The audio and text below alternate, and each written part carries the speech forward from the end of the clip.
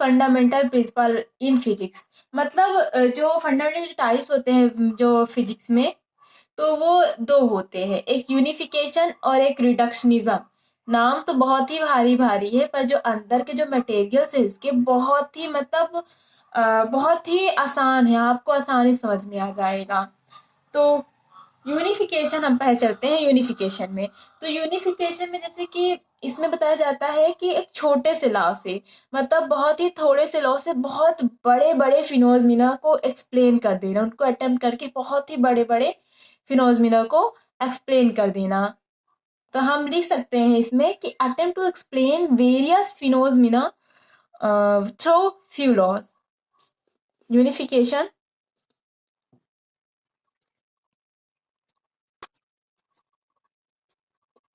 तो अभी हम सिर्फ यूनिफिकेशन पढ़ेंगे, जो रिडक्शनिज्म है वो बाद में पढ़ेंगे। तो यूनिफिकेशन मतलब यूनिफाई कर देना। तो इसमें हम बता सकते हैं कि बहुत ही मतलब थोड़े से लॉज, जैसे कि एप्पल, मतलब एप्पल गिरता है, पेड़ से एप्पल गिरते हैं, किस लिए मतलब किस वजह से वो गिरते हैं, ग्रेविटी के कारण। उसमें कौन सा लॉज आएगा, ग्रेविटेशनल लॉज होएगा, यूनिवर्सल लॉ ऑफ ग्रेविटेशनल। तो अब फिर बताइए कि सन के जो अराउंड घूमता है हमारा अर्थ, वो किस कारण घूमता है, ग्रेविटी के कारण। और जो हमारे जो प्लेनेट है, प्लेनेट के मतलब प्लेनेट के अराउंड क्या घूमता है, सैटेलाइट घूमता है, किस कारण घूमता है, वो भी ग्रेविटी के कारण। मतलब इन तीनों फिनोमिना में एक ही लॉ आ रहा है, वो भी क्या, यूनिवर्सल लॉ ऑफ ग्रेविटेशन। मतलब एक लॉ से तीन फिनोमेना वो उड़ा दिया, ये है यूनिफिकेशन। तो हम अब आपको यूनिवर्सल लॉ ऑफ ग्रेविटेशन का फॉर्मूला तो पता ही होगा, F=m1m2/r²। तो ये इस मतलब इस छोटे से फॉर्मूला से, छोटे से लॉ से तीन तीन वो फिनोमिना ऐसे उड़ा दिया, तीन तीन फिनोमिना वो ऐसे उड़ा दिया इस छोटे से लॉ से। तो हम बोल सकते हैं कि हमने अभी कौन कौन से तीन बताए phenomena, free fall of apple, motion of planet around the sun, motion of satellite around planet. अब ये तीनों फिनोमिना सिर्फ एक ही लॉ से मतलब सिर्फ एक ही लॉ से हो रहा है, एकदम प्योर हो रहा है। एप्पल गिरना, जो सन के अराउंड प्लेनेट जो अराउंड मोशन करता है, प्लेनेट के पूरे चारों तरफ सैटेलाइट मोशन करता है, घूमता है, इन सब में सिर्फ एक ही लॉ लग रहा है, ग्रेविटेशनल लॉ। और उससे मतलब एक छोटे से लॉ से इतने सारे फिनोमिना हो जा रहे हैं। तो ये हमारा होता है यूनिफिकेशन। इन तीनों में क्या आ रहा है,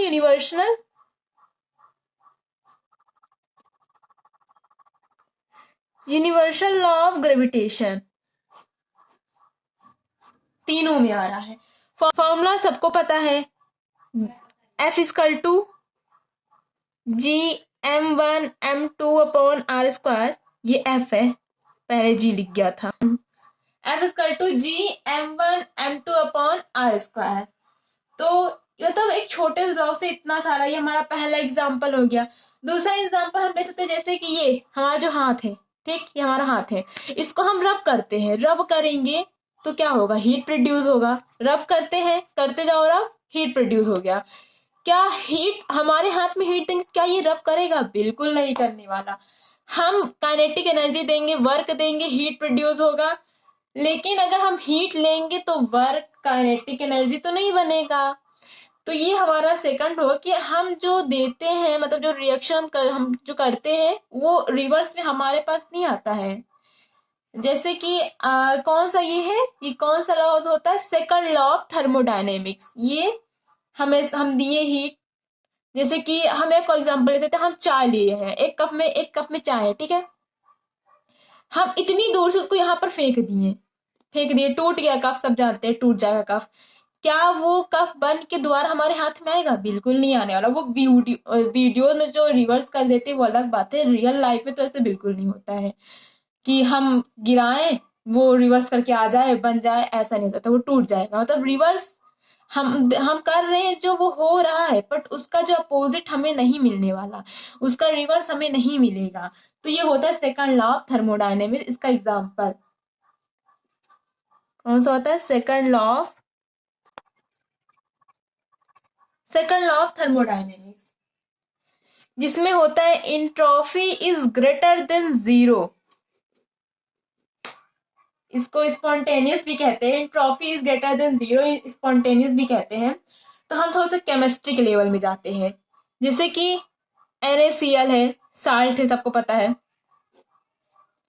AgNO3, AgCl, क्या बना? PPT, precipitate. तो क्या हम प्रेसिपिटेट को देंगे तो क्या ये सब बनेगा? बिल्कुल नहीं बनने वाला। इसके बाद ये इनसोल्युबल हो गया है प्रेसिपिटेट, तो इसके बाद तो ये अगर हम PPT देंगे तो बिल्कुल नहीं बनेगा। ये करेंगे तो ये बन जाएगा, पर ये करेंगे तो ये नहीं बनेगा। ये होता है सेकंड लॉ ऑफ थर्मोडायनेमिक्स में, जो कि यूनिफिकेशन का ही एक हमारा छोटा सा एग्जाम्पल है। तो हम पहला एग्जाम्पल दे दिए, दूसरा एग्जाम्पल दे दिए, तीसरा एग्जाम्पल सुनिए। Maxwell give 4 equation. मैक्सवेल ने 4 इक्वेशन दिया और 4 ब्रांच में, जो फिजिक्स में जो 4 ब्रांच है उसको उड़ा दिया। मतलब एक इक्वेशन से बड़ी बड़ी ब्रांच वो उड़ा दिया, एक इक्वेशन से बड़े बड़े ब्रांच उड़ा दिया। जैसे कि मैक्सवेल ने 4 इक्वेशन दिए, complete electrostatic, complete electrodynamics, complete magnetism और इलेक्ट्रोमैग्नेटिक वेव। 4 इक्वेशन ये दिया, और मतलब इन सब में 4 इक्वेशन सिर्फ लग रहे हैं। जो कंप्लीट इलेक्ट्रोस्टैटिक है वो एक ब्रांच हुआ, उसमें सिर्फ उस कंप्लीट इलेक्ट्रोस्टैटिक्स में इतने सारे उसके लेक्चर बनते हैं, 17-18 लेक्चर बनते हैं, और 17-18 लेक्चर में वो सिर्फ उन सब में सिर्फ एक ही इक्वेशन लगा है। चारों में सिर्फ एक एक इक्वेशन लगा, चारों ब्रांच उड़ गए, मतलब जो ब्रांच है वो कंप्लीट हो गए, उनका एकदम कंप्लीट हो गया। तो Maxwell give 4 equation, Maxwell give 4 equation, जो कि आपको यहाँ दिखाई ना देगा, तो हमें पेज पलटाना पड़ेगा यार। यहाँ पर करते हैं। तो वो कौन कौन सी ब्रांच थी? 4 ब्रांच थी, ठीक है।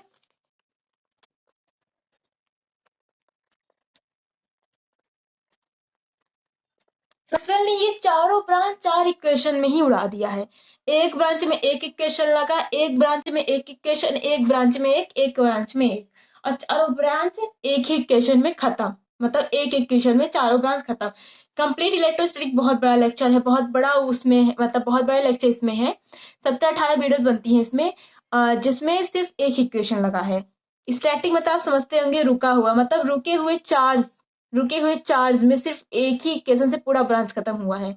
डायनेमिक्स जो चल रहा है, चार्ज चलता है तो मैग्नेटिक प्रोड्यूस करता है, तो वो भी उड़ा दिया एक ही इक्वेशन में। मैग्नेटिज्म में, कंप्लीट मैग्नेटिज्म में भी एक ही इक्वेशन में उड़ा दिया।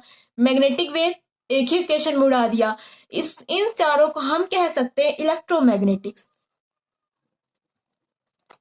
इलेक्ट्रोमैग्नेटिज्म में चार ब्रांच अंदर इसके, और 4 इक्वेशन में ही उड़ गए, खत्म हो गए, कहानी खत्म इन सब की। तो ये हमारा मतलब एक छोटे से लॉ से बहुत बड़े बड़े इक्वेशन सॉल्व कर दिया। तो ये होता है यूनिफिकेशन। अब हमारा इसका चलता है दूसरा, रिडक्शनिज्म। दूसरा पार्ट फंडामेंटल पार्टिकल में, रिडक्शनिज्म। तो रिडक्शनिज्म क्या है यार? रिडक्शनिज्म वो होता है to study a large system. आप बहुत बड़े बड़े सिस्टम का मतलब बहुत बड़े बड़े सिस्टम की स्टडी करें, वो रिडक्शनिज्म है। अब आप लोग में कैसे बड़े बड़े सिस्टम का हम लोग स्टडी करें, समझते होंगे आप, सब जानते होंगे कि भाई बड़े बड़े सिस्टम के लिए अगर हम लोग स्टडी करेंगे तो उसके छोटे छोटे पार्ट का भी हमें स्टडी करना पड़ेगा। सब जानते हैं कि अगर हमारे सामने बहुत बड़ा आ गया कोई भी सिस्टम, तो हमें उसके छोटे छोटे पार्ट्स को जानने पड़ेंगे, तब ना हम भाई यार बड़े सिस्टम को स्टडी कर पाएंगे। To study a large system, that's, इसके अंदर हमें पहले इसके छोटे छोटे पार्ट्स को पढ़ना पड़ेगा।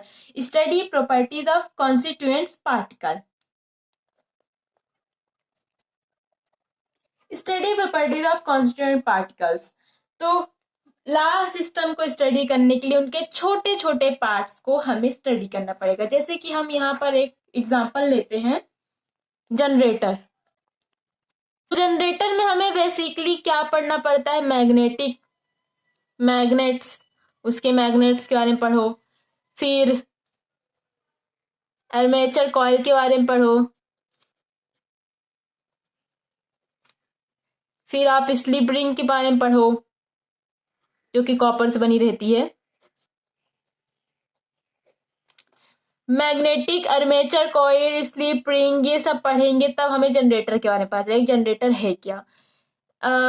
ये आपको बहुत कठिन लगता होगा अभी, तो अभी हम लोग आसान भाषा में जानते हैं कि जैसे एक लड़की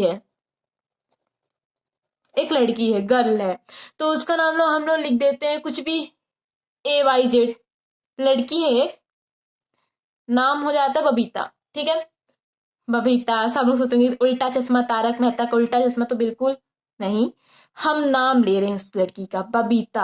आप तारक मेहता का उल्टा चश्मा न चले जाइए कि हम चलते हैं, काम खत्म, पढ़ाई लिखाई इधर, चलते हैं तारक मेहता का उल्टा चश्मा देखने, तो ये नहीं है। हम उस लड़के को भी नाम रखे बबीता। तो बबीता को आपको उसके अंदर का पार्ट्स पढ़ना पड़ेगा। जैसे कि बबीता चल रही है, हमें उसकी स्टडी करना कि बबीता कैसे चल रही है।